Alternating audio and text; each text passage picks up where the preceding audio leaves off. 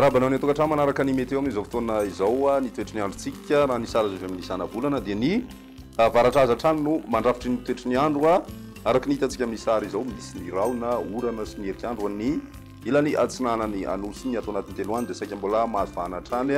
izay tsioka ny varatra izay manoloan'izay dia saika mbola mijanona mangatsitsika hatrany aloha ny andro amin'ny ankapobeny indrindra ho an'ny havoatany sy ny ilany atsinanany nosy ho an'ny ilany andrefana kosa dia ny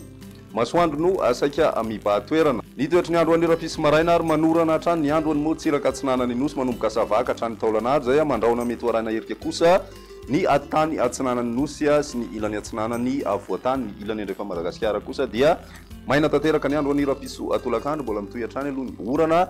amin'ny ankapobeny saika ho an'ny morontsiraka atsinanany nosy ary mety hitatra ho an'ny ilany atsinanany faritra Sofia any amin'ny faritra loatra mangoro izany mandraona mety hoaraina herika ihany koa ny ilany atsinanany avoatany ary mandraondraona ny andro ho an'ny tapany atsimo ny any amin'ny ilany andrefana kosa indray dia maina tanteraka aloha zany ny andro raha ny tombatombana hatrany ny maripana vinavina amin'izay andro ny rapitso izay mitafidina hatramin'ny 320 degré celsius ho an'ny avoatany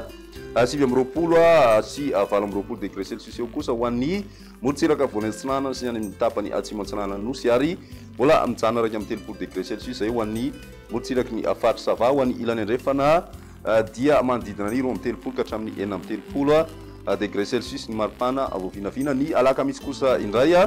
mitohy hatrany izay orana izay ho an'ny faritra sava Mbatsoa sy ny faritra Nalanjorofo ary ny faritra atsinanana tomalana homaimaina kosa ny andro amin'ny tapakandro arivo indrindrindrindra ho an'ny faritra Ivadivavy Vinany sy ny faritra atsimo atsinanana ho an'ny ilany atsinanany avoatany dia mandraona ny andro amin'ny ankapobeny izay mety misy herika ihany amin'ny maraina be fa misava moa zay rehefa atoandro ho an'ny ilany andrefany nosy kosa indray dia maina tanteraka raha ny maripana vinavina amin'izay andro ny alaka misy izay mbola manodidina ny 13 ka hatramin'ny 14 degré celsius eo hatrany aloha ny maripana ho an'ny avoatany ho an'ny ilany atsinanana ihany koa tsy misy fiovana goavana 20 ka hatramin'ny 30 degré celsius izay maripana izay torak'izay koa ny any amin'ny ilany andrefan'ny Madagasikara iny dia mbola saika manodidina ny 30 ka hatramin'ny 30 degré celsius hatrany ny maripana ny andro ny zoma kosa indray ary misy hatrany ny tsioka ny varatra ary mitondra orana izay miendrika tandrifondraona zay ho an'ny faritra Mbatsoa sy ny faritra Nalanjorofo ary faritra atsinanana mandraondraona kosa ny andro Vadivavy Vinany sy ny faritra atsimo atsinanana ary taolanaro mety hoaraina herika hatrany ho an'ny faritra loatra mangoro